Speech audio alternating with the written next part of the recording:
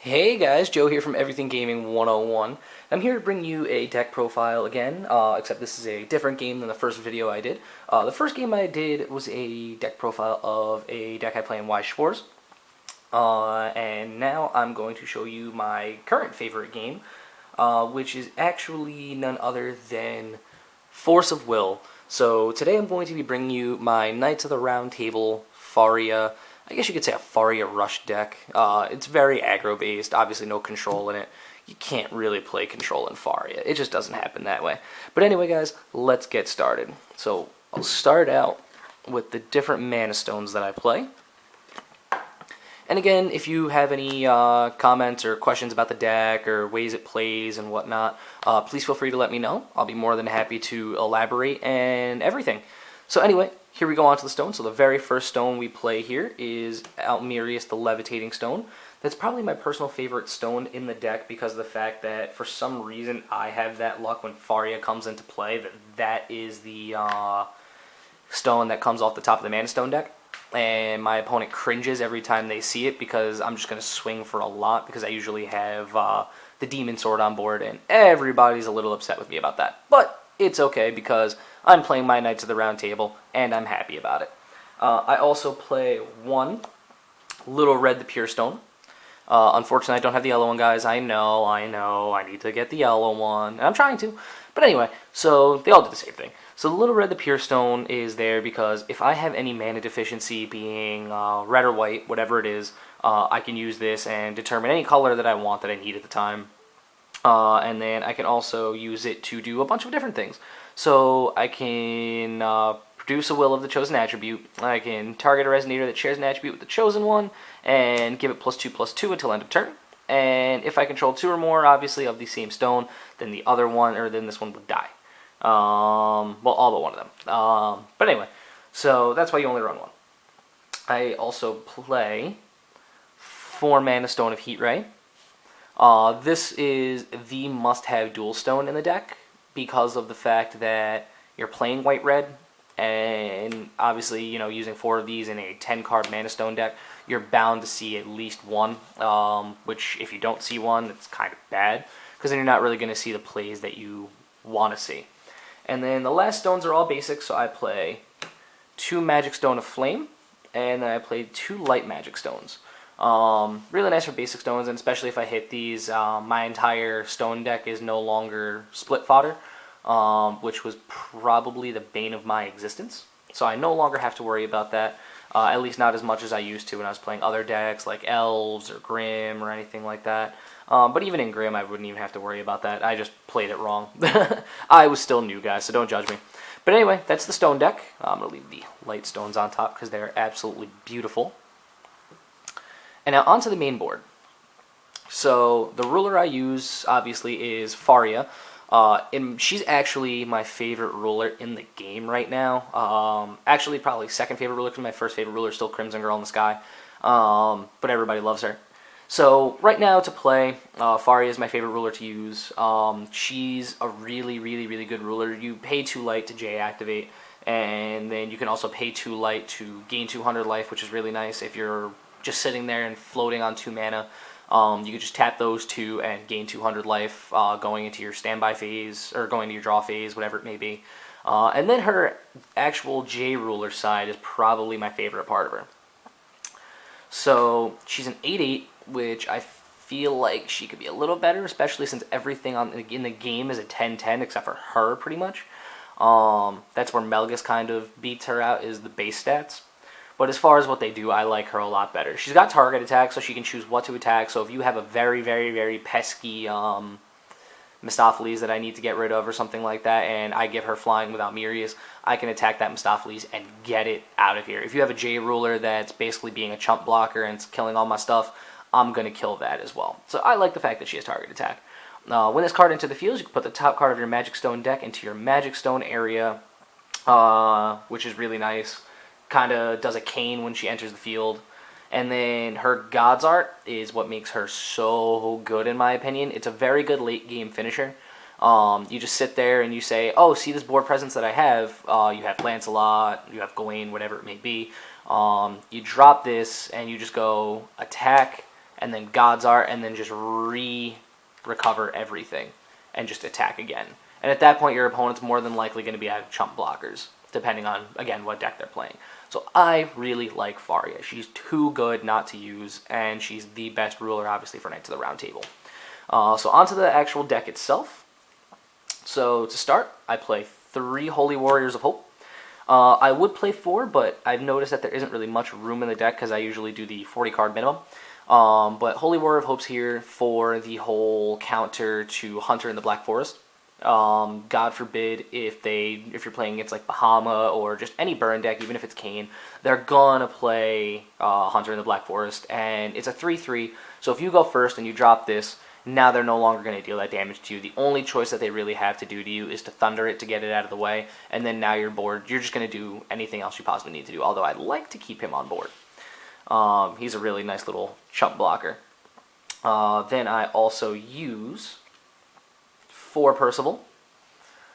This is probably my favorite card in the main board at the moment, and not just because of the art, even though yes, the art is beautiful, but this is my favorite card in the main board because it's a 1-drop 2/2, and you can search the top 5 cards, and you can search for any Regalia or any Knight of the Round Table, doesn't matter which one, just any Regalia or any Knight of the Round Table, and add it to your hand, and then put the rest on the bottom of the deck in any order. So I play 4 because you do get an awesome stacking effect, which is really nice, especially if you keep going through the deck, depending on how long your game goes.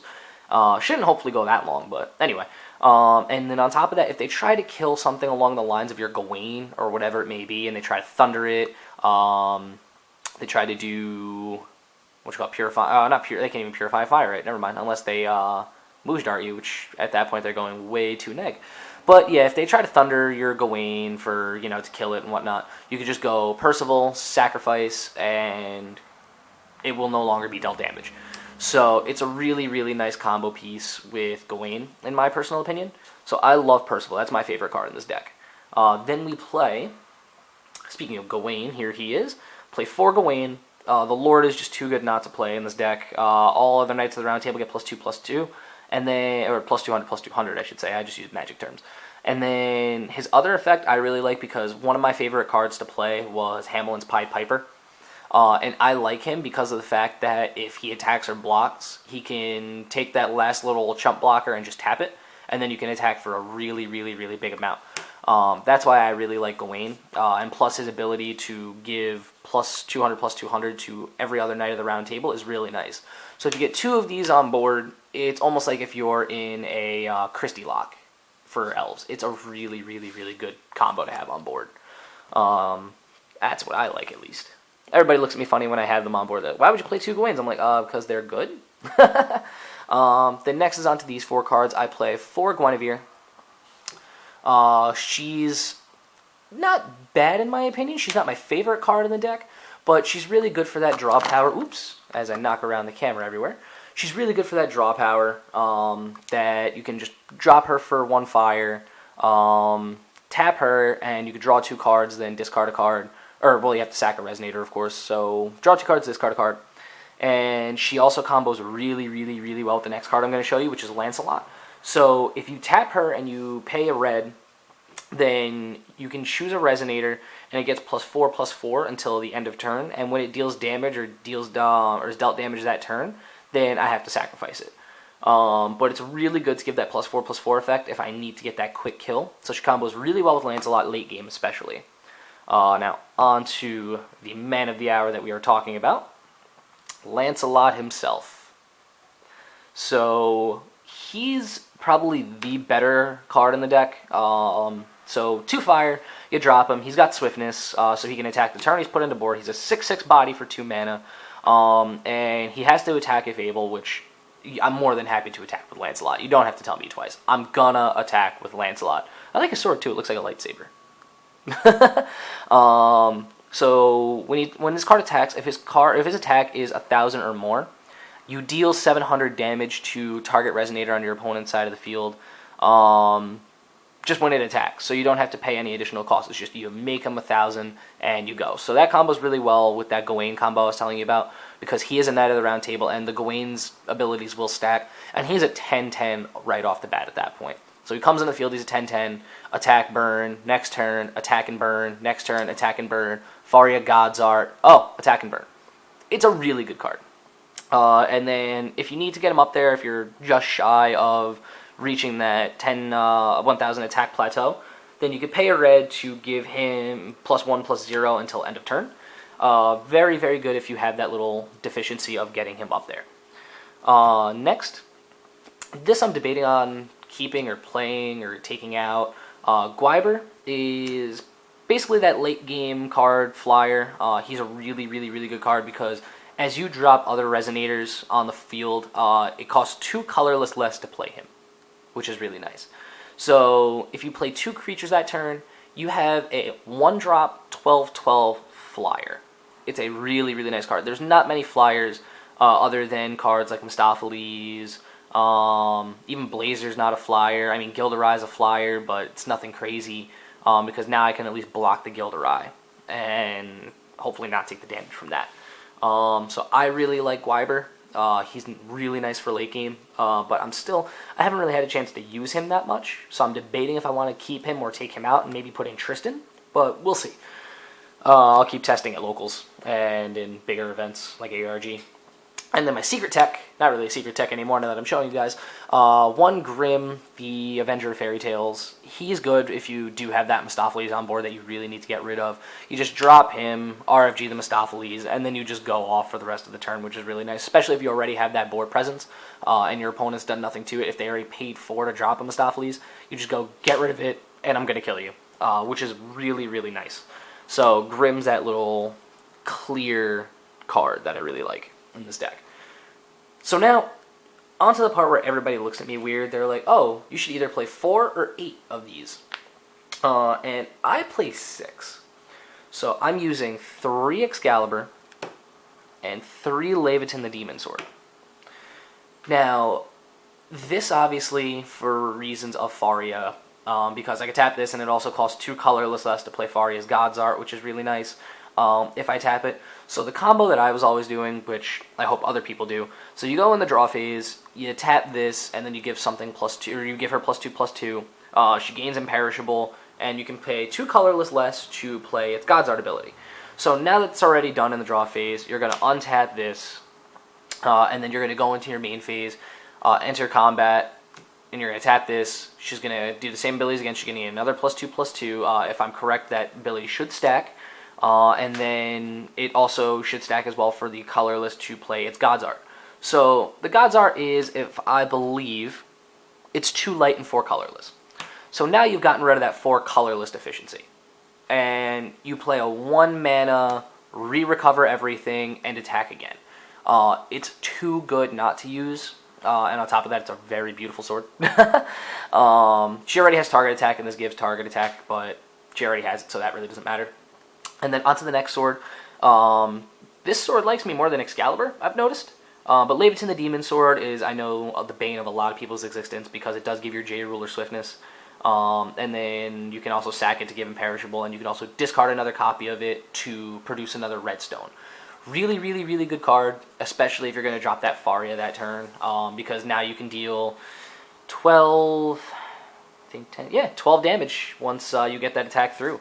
So it's a really, really, really nice combo piece to have, especially if you have both swords. So obviously playing white-red, I need some red spells, so I decided to main the obvious choice of 4 Thunder. It's a really versatile card. You know, everyone knows what this does. Pay 1, deal 500 damage to target Resonator player, or J Resonator, I'm sorry, which is really nice. So if you need to get that clear on board, if you're just going for that late game push, and you need that last 500 damage deal, that's the card to do it. I also play 4 Justice of God Sword. This is basically mono white's Thunder, in a sense. I really like this card because, especially even though it's a chance standby, because of the CR ruling that you can use a chance standby for its actual converted mana cost and play it as an instant, is really good. So if your opponent attacks or blocks or anything like that, you don't have a Thunder, my deck essentially plays 8 Thunders. So you go block, I'm going to Thunder it and kill it. And it deals 500 damage right off the bat, but if you have a J Ruler on board, then the card is going to deal damage equal to its attack instead. So if you have a Faria that is a 10/10, now it's dealing 10 damage, but she's right off the bat 8, so 800 damage. Tap Excalibur, she deals 10. Tap Excalibur again, now it deals 12. It's just a really, really good Thunder for white, in my opinion. And then ways to kind of salvage the deck. I know a lot of people usually lose to cards such as not Spiral of Despair, Stoning to Death, Flames of Outer World, and whatnot. So for some reason you have a Resonator that gets killed. You do play a Sed the Light. Everything in this deck basically plays the same cost, which is really nice. So if something dies this turn, and it has that total converted mana cost of 2 or whatever it is, or even if they kill your Gwyber that you dropped for 1 mana, and you play a Sed the Light, you could just drop another Gwyber. A Sed the Light's too good not to play in this deck if something you either need or want to have on board dies. And if you need a blocker, you could just block, end of your opponent's turn, cast, and then just get another of what you had, and then just enter your turn. It's honestly a really good card to play in this deck. And then I also play 2 Dreams of Juliet, just in case if I run into a, say, like Bahamut matchup or something like that, and I need to get rid of a Realm of the Dragon King, or if I need to pop additions. I don't really use it for the draw card effect, because I think that's pay 2 to draw a card, just get rid of this card is kind of a waste in my opinion. And I also use it, obviously, when you drop Lancelot, flicker Lancelot, Lancelot enters the field again, and then attack. And he'll deal a lot of damage, especially if you have the Gawain, Lancelot on board. It's an insane combo, and then you're just going to burn something else. So you're burning 2 cards off of your opponent's field and attacking for a lot of damage. Which is why I personally like Dreams of Juliet in the main deck. So now onto the final part, onto the sideboard. This is what I usually use for the side. I know not everybody's side is going to necessarily look like this, but this is the way I like my side to look. So I play 2 Abel, the Avenger of Gods. I like him if for some reason I'm playing against those decks that play a lot of like the little 1-drops. If I'm playing against Grimm, if I'm playing against Elves, whatever it may be. I know those aren't technically meta, but my area is interesting. You drop Abel, and he's an Incarnate for 2 light. Sack those, and a lot of the deck is light Resonators anyway. So you drop him, and then you pay his Awakening cost, and it destroys all other Resonators, which is really nice. Abel's cost is fairly heavy, but he's one of those late game, oh my god, I'm losing, I'm going to kill everything. So Abel's a really good side depending on what you're playing against. I also side, when I was playing, I originally played this deck as mono white, by the way. Now I just decided to kind of move on and mix it up a little bit because I wanted to play all the Knights of the Round Table. I also side 2 Almerius, the Magus of Light. I really like her for the fact of if you have an attacking card such as Mistopheles, she enters the field, gains the knowledge counter. You're attacking with Mistopheles, remove the counter and kill it, which is I really like her. She's a very good side. If I'm playing against those decks that really bother me as far as the additions or anything like that, I also play 2 Holy Grail. Not necessarily for the tap ability, but the tap ability is really good as well. So you play Holy Grail, pay 1, and then when it enters, you destroy a target addition, whatever it may be. So if you're playing against something that has a flying carpet, you're playing against something that's got, not really Witch's Dagger, because they're just going to combo off of that. But you have like Realm of the Dragon King, they have a field that you want to get rid of, like Refarth. You could just pop it with Holy Grail. And if for some reason your Jade Ruler has damage and you want to use Holy Grail as well, you can tap it and then you can take all the damage that was on your Jade Ruler off. Which is really cool, especially if she gets thundered and my opponent decides to try and go double thunder. So I really like that. If for some reason I fall behind, I play 2 Sign of the Future in the side as well. So if you play against those decks that, again, spam the field and whatnot, you just go Sign of the Future and just RFG basically almost everything that they have, as long as they have 3 or more Resonators than you. Also play 2 Temporal Spell of Millennia. God forbid if you're playing against Cthulhu, or if you see, I can't remember her name, but there's the green one. She's a 2-drop that says she gets +2/+2 for every card in your opponent's graveyard. So even the little Cthulhus like that, or if you have like an annoying Haster that I need to get rid of or something like that, I just go Temporal Shift and just remove it from game. 2 Breath of the Gods. It's not a bad card. It's not my favorite card at the moment, but it's really good if for some reason you're playing a deck that you're targeting. Well, I don't want you to do that anymore.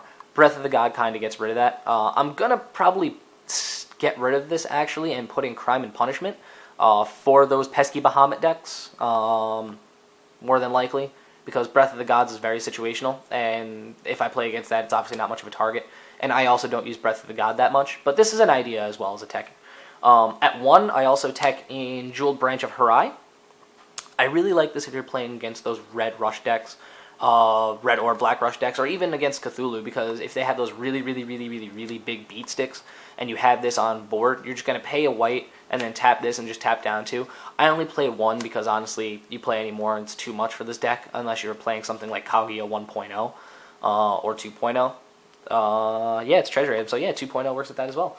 And then lastly, I side 2 Fetal Movement in Outer World.